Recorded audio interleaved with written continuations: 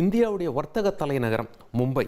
அந்த மும்பையில் mayor election நடக்குது. மற்ற கார்ப்பரேஷன்களை காட்டிலும் மும்பை கார்ப்பரேஷனுக்கு பட்ஜெட் அதிகம் அப்படின்னு சொல்லி நமக்கு தெரியும். அந்த எலெக்ஷன்ஸ் எல்லாம் ரொம்ப பிரம்மாண்டமாக நடைபெறும். அந்த வகையில் இந்த முறை இன்னும் ஒரு மாதத்தில் தேர்தல் வரவிருக்கிறது. இதில் ஒரு அதிசயம் நடந்திருக்கிறது. என்ன அப்படின்னா, பிரிந்த கைகள் இணைந்திருக்கின்றன. எத்தனை ஆண்டுகள் கழித்து? 20 ஆண்டுகள் கழித்து. யார் யார் இணைந்திருக்கிறார்கள்? ஒன்று உத்தவ் தாக்கரே, இன்னொன்று ராஜ் தாக்கரே.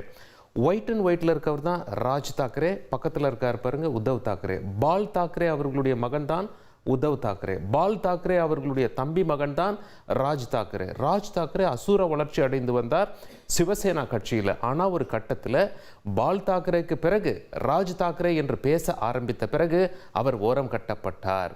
பால் தாக்கரே அவருடைய மகனான உத்தவ் தாக்கரேவுக்கு அதிக முக்கியத்துவம் கொடுத்தார். இதன் காரணமாக தான் ராஜ் தாக்கரேவை ஓரம் கட்டிட்டாங்க அப்படின்னு சொல்லி பேச்சு அடிபட்டன.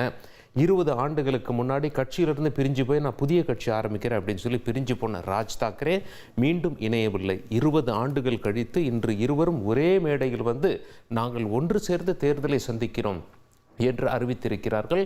20 ஆண்டுகளுக்கு பிறகு இணைந்திருக்கும் இவர்கள் பிஜேபிக்கு தான் சவால் விட்டுருக்காங்க. அவங்க என்ன சொல்றாங்க? யாரெல்லாம் பிஜேபியின் நடவடிக்கை பிடிக்காமல் இருக்கீங்களோ எங்களோட கட்சியில் வந்து இணைஞ்சிருங்க.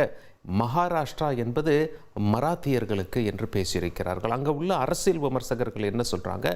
பாஜக ஹிந்துத்துவா என்று சொல்லி வாக்கு சேகரிக்கிறார்கள். ஆனால் இவங்க அதாவது மகாராஷ்டிரா மராத்தியர்களுக்கு என்று சொல்லி வாக்கு சேகரிக்கவிருக்கின்றார்கள். இதில் சுவாரஸ்யமாக இருக்க போகிறது மக்கள் யாரை ஆதரிக்கப் போகிறார்கள் என.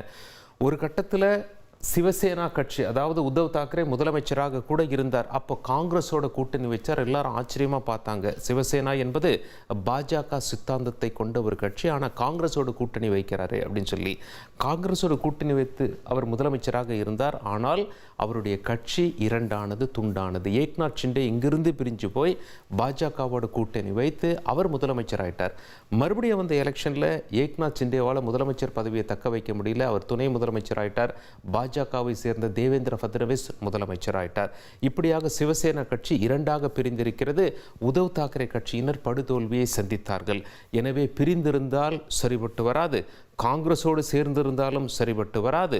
எனவே தாக்கரே குடும்பம் இணைய வேண்டும். மகாராஷ்டிரா மராத்தியர்களுக்கு என்ற கொள்கையை முன்மொழிந்து பால் தாக்கரே எப்படி செயல்பட்டாரோ அதே போல நாம் மகாராஷ்டிரா மராத்தியர்களுடைய நலனை பேசி மக்களிடம் செல்ல வேண்டும் என்று முடிவெடுத்து இருவரும் 20 ஆண்டுகள் கழித்து சேர்ந்திருப்பது மகாராஷ்டிரா அரசியலில் மிகப்பெரிய திருப்பமாக பார்க்கிறது.